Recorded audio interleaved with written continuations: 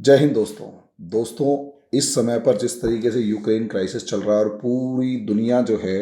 वो लगभग लगभग दो भागों में बटी हुई है।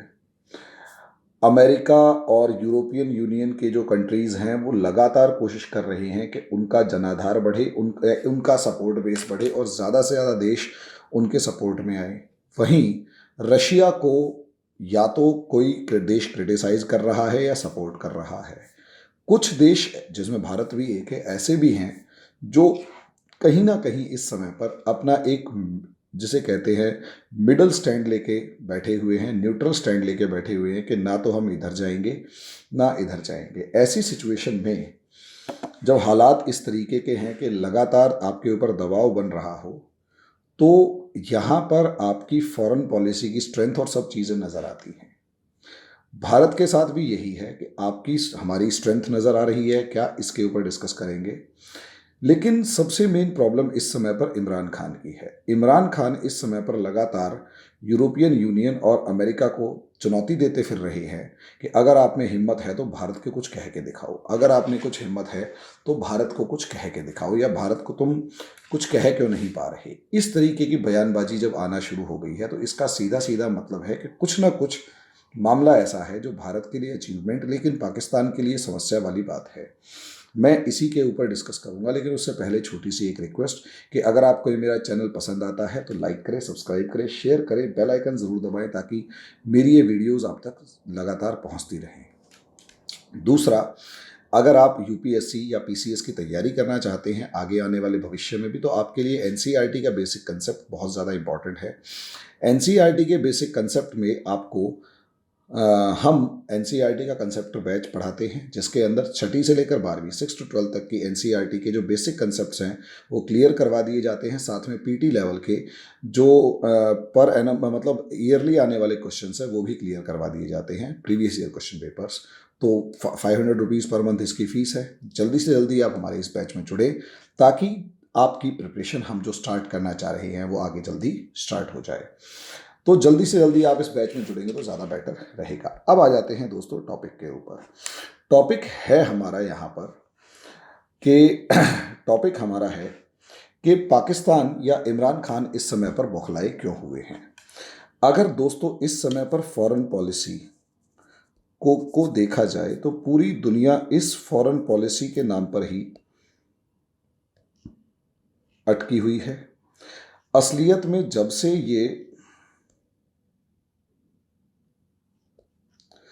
से ये यूक्रेन क्राइसिस आना शुरू हुआ है या यूक्रेन क्राइसिस शुरू हुआ है, अमेरिका और यूरोपियन यूनियन के जो कंट्रीज़ हैं ये लगातार कोशिश कर रही हैं कि कैसे ना कैसे करके रशिया को एक विलन की तरह दुनिया के अंदर प्रोजेक्ट किया जाए और एंटी रशिया एक पूरा प्रोपेगेंडा चलाया जाए और उसमें ज़्यादा से ज़्यादा देशों को एंटी रशिया प्रोपेगेंडा चलाकर ज़्यादा से ज़्यादा देशों को अपने साथ मिला लिया जाए। ऐसे में एक तरफ तो अमेरिका, यूरोपियन यूनियन, ऑस्ट्रेलिया से लेकर न्यूजीलैंड से लेकर अफ्रीकन कंट्रीज से लेकर एशियन कंट्रीज से लेकर और बहुत सारी इवन सेंट्रल एशियन कंट्रीज से लेकर बहुत सारे देश ऐसे हैं जो पूरे तरीके से लगभग लगभग अभी वोटिंग में 137 कंट्रीज के करीब ऐसे थे जो पूरे तरीके से बहुत मजबूती के साथ अमेरिका के साथ खड़े थे और उन्होंने माना कि इस समय पर अमेरिका जो है वो सही है और यूक्रेन के ऊपर रशिया का जो हमला है वो गलत है। वहीं दूसरी तरफ अगर आप देखें तो कुछ देश ऐसे हैं जो कि खुले तौर पर, जैसे सीरिया और बहुत सा कुछ सेंट्रल एशियन कंट्रीज और बहुत से जैसे वेनेजुएला, ये खुलकर अमेरिका की अपोज कर रही हैं और ये कहीं ना कहीं सपोर्ट ऑफ रशिया में खड़े हुए हैं और खुले तौर पर कह रहे हैं कि हमें रशिया का सपोर्ट करना है। वहीं अगर आप देखें तो चाइना जैसा देश जो है वो, और सबसे इम्पोर्टेंट इंडिया जैसा देश जो है वो खुले तौर पर खड़े हुए हैं और ये कह रहे हैं कि हम न्यूट्रल स्टांस रख रहे हैं, ना तो हम अमेरिका के साथ जा रहे और ना ही रशियन ग्रुप के साथ जा रहे, और खासकर इंडिया ने अब्सटेन कर दिया, साफ शब्दों में कह दिया कि हम रशिया की बुराई वाले किसी भी मामले में साथ नहीं खड़े हुए हैं। ऐसे में अमेरिका पूरी कोशिश कर रहा है कि भाई इंडिया को कैसे ना कैसे करके मनाया जाए। यूरोपियन यूनियन भी लगातार दबाव डाल रहा है इंडिया के ऊपर कि आप किसी न किसी मामले में रशिया की बुराई करें, उसके ऊपर दबाव बनाएं ताकि यूक्रेन के ऊपर जो संकट आ रखा है उसे रोका जाए।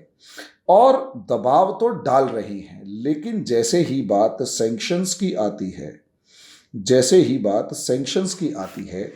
इंडिया के ऊपर सैंक्शंस के नाम पर सारे के सारे चुप हो जाते हैं और मुंह पे टेप लग जाती है कि इंडिया के ऊपर सैंक्शन लगाए तो इंडिया बर्दाश्त नहीं करेगा और कहीं ना कहीं अमेरिका और यूरोपियन कंट्रीज का ही नुकसान ज़्यादा होगा।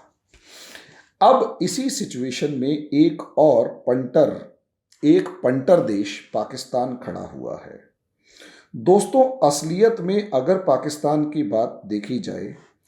तो असलियत में flop show off foreign policy of Imran Khan आपको साफ नजर आएगा। Flop show off Imran Khan, यहां जो इमरान खान हैं इनका एक क्लियर लेवल पर फ्लॉप शो नजर आया। फ्लॉप शो का मतलब ये है,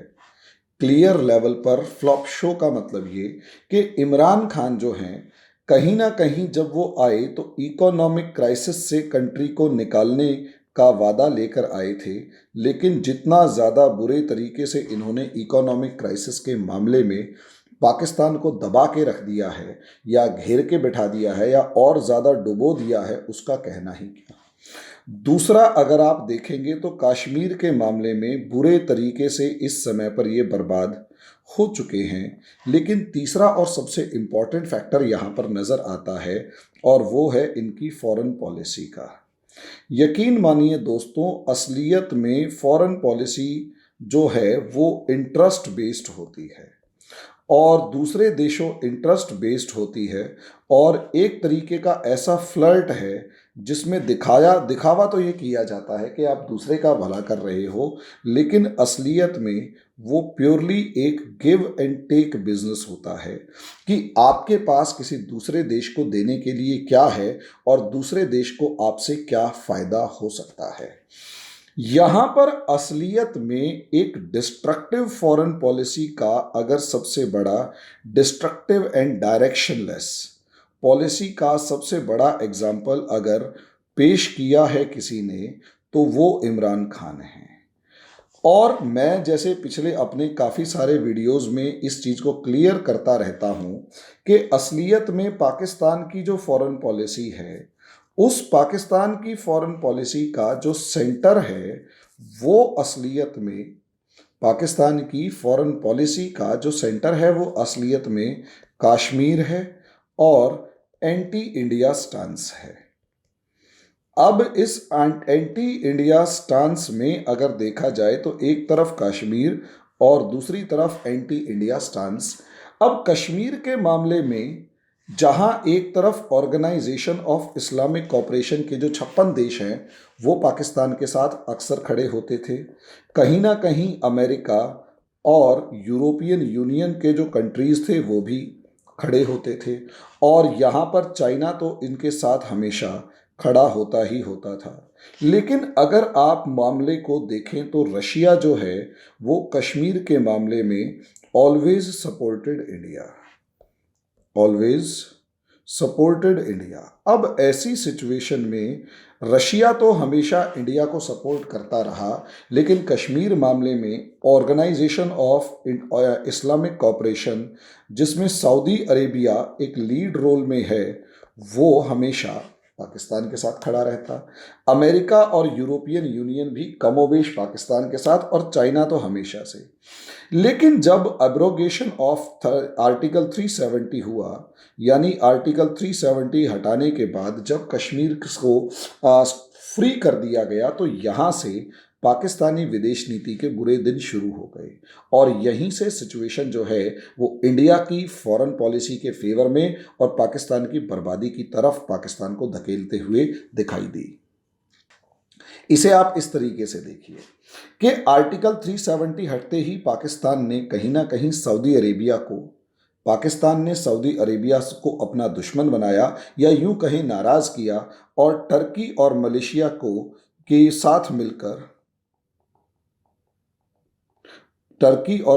के साथ मिलकर कहीं ना कहीं एक न्यू इस्लामिक फ्रंट बनाने की कोशिश करी। और दूसरी तरफ भाई इमरान खान की सबसे बड़ी प्रॉब्लम यह है वो बुरा बहुत जल्दी मान जाते हैं। अब ऐसे में इमरान खान और फॉरेन पॉलिसी हमेशा दोधारी तलवार होती है, बड़ा सोच समझ के चलना होता है। और एक ऐसा मामला कई बार आता है कि आगे कुआं और पीछे खाई, और ऐसे आगे कुआं और पीछे खाई वाले मामले में अक्सर आपको बहुत सोच समझ के कदम उठाना होता है, और किस जगह पर कूदने से या किस जगह से आपको कम से कम नुकसान होगा उस तरफ देखना होता है। यहाँ पर कभी भी परफेक्टली ब्लैक और परफेक्टली वाइट नहीं होता, यहाँ हमेशा ग्रे होता है, और आपको अपनी सहूलियत के अकॉर्डिंग वो ग्रे जो है वो चुनना होता है कि कौन से वाला ग्रे आपके फेवर में है और कौन से वाला ग्रे आपके अपोजिशन में है। अमेरिका और यूरोपियन यूनियन ने भी कश्मीर मामले में पाकिस्तान का साथ नहीं दिया, और इसी का नतीजा था कि पाकिस्तान बुरा मान गया। अब नतीजा ये कि यहाँ कहीं ना कहीं पाकिस्तान जो है चाइना के फेवर में जाने की, इमरान खान ने खुलकर चाइना के फेवर में जाने की कोशिश करी, और वो भी तब जब अमेरिका और चाइना आपस में एक दूसरे के साथ इकोनॉमिक वॉर के मामले में आमने सामने आए हुए हैं। अब ऐसे में जब ये इकोनॉमिक वॉर के मामले में आमने सामने आए हुए हैं, तो यहाँ पर कहीं ना कहीं यही तो बैलेंस ऑफ पावर मायने रखता है, या यही आपकी फॉरेन पॉलिसी की एक डेप्थ होती है कि दोनों के दोनों अपोनेंट पार्टीज से किस तरीके से आप बच के निकलते हैं या अपनी सिचुएशंस के अकॉर्डिंग डिसीजन लेते हैं। अमेरिका दुनिया के इकोनॉमिक सिस्टम के ऊपर कंट्रोल है, इसमें कोई दो राय नहीं है। इकोनॉमिक सिस्टम जो है वो अमेरिका के कंट्रोल में है। वहीं अगर सप्लाई लाइंस की मैक्सिमम पार्ट देखा जाए और दूसरा फाइनेंशियल इंस्टीट्यूशंस देखे जाएं, दूसरा दुनिया के जितने भी फाइनेंशियल इंस्टीट्यूशंस हैं वो सारे के सारे चाइना के कंट्रोल में, अमेरिका के कंट्रोल में हैं, और यूरोपियन यूनियन कंट्रीज़ के कंट्रोल में हैं। चाहे आईएमएफ हो गया, चाहे वर्ल्ड बैंक हो गया, चाहे आप FATF जैसी ऑर्गेनाइजेशन को देखें, चाहे कोई सी भी। जब ये देश लगातार इस लेवल पर जा रहे होते हैं, कंट्रोल करके बैठे हैं, और वो भी तब जब पाकिस्तान एक इकोनॉमिक क्राइसिस से गुजर रहा हो, तो दुनिया का शायद ही कोई समझदार बंदा होगा, दुनिया का शायद ही कोई ऐसा बंदा होगा जो ऐसा कदम उठाए कि जब आप इकोनॉमिक क्राइसिस में हैं, इकोनॉमी वीक है, तब आप उन देशों से पंगा लें जिनका इकोनॉमिक सिस्टम पे कंट्रोल है। इमरान खान ने यही बेवकूफ़ी की है, और यही बेवकूफ़ी इमरान खान कर रहे हैं। चाइना के साथ जितना ज़्यादा इन्होंने नज़दीकी बढ़ाई, उइगुर्स मामले के अंदर जितना ज़्यादा पाकिस्तान जो है वो चाइना के सपोर्ट में खड़ा हुआ, और अलग अलग मामलों में कहीं ना कहीं अमेरिका और ख़ासकर जो बाइडन को हर कदम पर चढ़ाने का काम किया, नतीजा उसका ये कि पाकिस्तान लगातार चाइना के फेवर में जाता गया, उतना ज़्यादा FATF से लेकर दूसरे फाइनेंशियल इंस्टीट्यूशंस का शिकंजा जो था वो पाकिस्तान पे पड़ता गया। अब सिनारियो देखिए कि पाकिस्तान में इमरान खान बौखलाए हुए हैं, और बौखला कर वो बार बार एक वादा वो एक लगातार क्या कहते हैं भाषणों में कह रहे हैं कि यूरोपियन यूनियन और अमेरिका में अगर इतनी ही ताकत है तो वो भारत पर प्रतिबंध लगाकर दिखाएं। अब मैं यहाँ पर इंडिया और पाकिस्तान की थोड़ी सी तुलना कर लेता हूं कि असलियत में इंडिया और पाकिस्तान की फॉरेन पॉलिसी में ऐसा क्या है कि इंडिया की फॉरेन पॉलिसी बिल्कुल पहले जैसी ही है, वो भी वोटिंग नहीं कर रहा, लेकिन इस फॉरेन पॉलिसी में इंडिया की फॉरेन पॉलिसी की धार नज़र आ रही है। वहीं अगर पाकिस्तान को देखा जाए तो पाकिस्तान की फॉरेन पॉलिसी का बहुत बड़ा फेल्योर नज़र आ रहा है, और इमरान खान की बौखलाहट नज़र आ रही है। तो है क्या मामला, इसे समझते हैं। असलियत में अगर आप स्टांस को देखें तो इंडिया का जो स्टांस है वो अमेरिका और यूरोप के मामले में, अमेरिका वर्सेस रशिया के मामले में शुरू से हमेशा अगर आप देखेंगे तो नॉन अलाइंड मूवमेंट की फॉर्म में रहा, नाम के फॉर्म में रहा कि ना तो हम पूरे तरीके से खुलकर अमेरिका के विरोध में बोले और ना ही रशिया के खुलकर पक्ष में बोले। असलियत में हमारा एक मिडिल पाथ रहा कि ना काहूं से दोस्ती ना काहूं से बैर। हालांकि 1971 के और बाद अगर आप देखेंगे तो हमारी डिपेंडेंसी रशिया के ऊपर बढ़ी, लेकिन हमने कभी भी अमेरिका या यूरोपियन यूनियन के देशों से इस हद तक संबंध खराब नहीं किए कि हम बिल्कुल उनके अगेंस्ट हो या कैसा कोई भी कदम नहीं उठाया जो अमेरिका और यूरोपियन यूनियन के इंटरेस्ट्स के खिलाफ हो। वहीं अगर पाकिस्तान को देखा जाए तो कोल्ड वॉर पीरियड के अंदर पाकिस्तान सिर्फ और सिर्फ अमेरिका के हाथ का हमेशा पपेट बना रहा। सोवियत यूनियन को हराने में जितना बड़ा role Afghanistan first Afghan war के अंदर सोवियत यूनियन को हराने में जितना ज़्यादा इम्पॉर्टेंट रोल पाकिस्तान का रहा, रशिया शायद ही इस नफरत को भूल पाए। इसी तरीके से कोल्ड वॉर पीरियड के बाद भी अगर आप देखेंगे तो बहुत सारे ऐसे इंसिडेंट्स थे कोल्ड वॉर पीरियड में भी, जब जैसे अमेरिका के पाकिस्तान से कोई जहाज़ उड़ता पूरे यूएसएसआर का चक्कर लगा के आगे बढ़ता, बहुत सारी ट्रीटीज़ के अकॉर्डिंग जैसे भी था, लेकिन जासूसी से लेकर हर मामले में पाकिस्तान जो था वो अमेरिकन्स के साथ खड़ा रहा और रशिया से हमेशा दुश्मनी मोल लेके रखी। और इसके बदले अमेरिका को फंड्स मिलते थे, इसके बदले अमेरिका से पाकिस्तान को एड मिलती थी और पाकिस्तान कभी भी इकोनॉमिकली, जिसे कहते हैं इकोनॉमिकली सेल्फ डिपेंडेंट ना होकर सिर्फ और सिर्फ दुनिया के दूसरे देशों से एड मांगने के ऊपर ही लगा रहा। अब ऐसी सिचुएशन में यूरोपियन यूनियन और अमेरिकन जब एड दे रहे थे तब तक तो पाकिस्तान की बल्ले बल्ले थी, लेकिन जैसे ही अमेरिका के इंटरेस्ट पाकिस्तान के अंदर ख़त्म हुए और 2008 के बाद वो एड मिलना बंद हो गया, तो अब फंड्स यानी खैरात के पैसों पर चलने वाला पाकिस्तान कोई नया कस्टमर ढूंढने लगा और वो निकला चाइना। अब सोचकर देखिए, एक पुराना बंदा है जो पुराने वाला फाइनेंसर है जो लगातार आपको पैसे दे रहा है और आपने उनसे पैसे लिए, इस्तेमाल किए, अब वापस करने का समय है, तो वो देश आपके ऊपर दबाव बना रहे हैं। दूसरी तरफ आपने एक नया फाइनेंसर ढूंढ रखा है। अब पुराने फाइनेंसर और नए फाइनेंसर में लड़ाई है, यानी चाइना और अमेरिका के बीच में लड़ाई है। इंडिया हमेशा से सेल्फ रिलायंट कंट्री बनने की पूरी कोशिश करता रहा। यहाँ हमारा ह्यूमन रिसोर्स से लेकर हमारे कंप्यूटर या टेक्नोलॉजी से साइंस एंड टेक्नोलॉजी से लेकर और यहाँ पर हमारा हेल्थ से लेकर हमारी मार्केट से लेकर हमारे कंजम्पशन से लेकर हमारी इंडस्ट्रीज से लेकर इंडिया ने हर उस चीज़ पर काम किया जो कि किसी भी देश को मजबूत बनाने के लिए ज़रूरी होता है। आज के दिन अगर आप देखें तो दुनिया को इंडिया की एक तो मिलिट्री स्ट्रेंथ्स की तो ज़रूरत है ही है, एक मॉरल सपोर्ट की ज़रूरत तो है ही है, साथ में असलियत में इंडिया की मार्केट और मिडिल क्लास की सबसे ज़्यादा ज़रूरत है। चाइना के अंदर मार्केट यूरोपियन कंट्रीज़ या दूसरे किसी भी देश को नहीं मिल रही, लेकिन इंडिया की मार्केट सबको अवेलेबल है और दुनिया के हर देश को ये लालच है, जो भी इंडस्ट्रियलाइज्ड कंट्री है उसे लालच है कि इंडिया की मार्केट हाथ से नहीं जानी चाहिए। वहीं पाकिस्तान ने कभी भी अपनी मार्केट से लेकर किसी भी तरीके की कोई चीज़ डेवलप करने की नहीं सोची।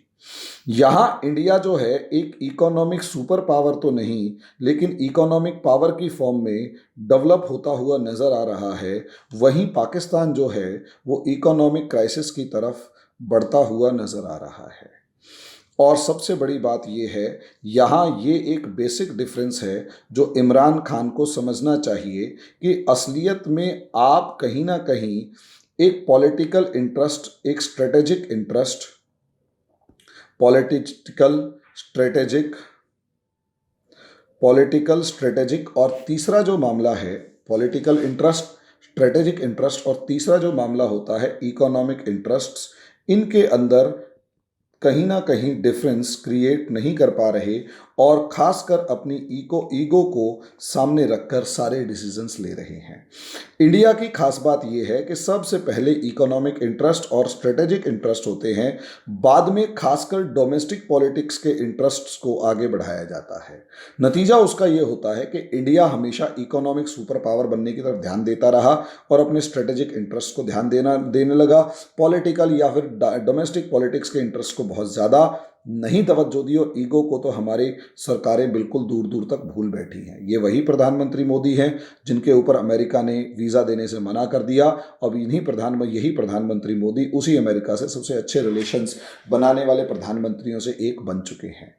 अब ऐसा सोचकर देखिए कि एक तरफ जो मोदी गवर्नमेंट है उसकी फॉरेन पॉलिसी है और दूसरी तरफ इमरान खान की गवर्नमेंट है उसकी फॉरेन पॉलिसी है। दोनों के बीच का डिफरेंस इसी चीज़ में नज़र आया कि इनकी फॉरेन पॉलिसी जो है वो इकोनॉमिक मिलिट्री स्ट्रेंथ के ऊपर डिपेंड करती है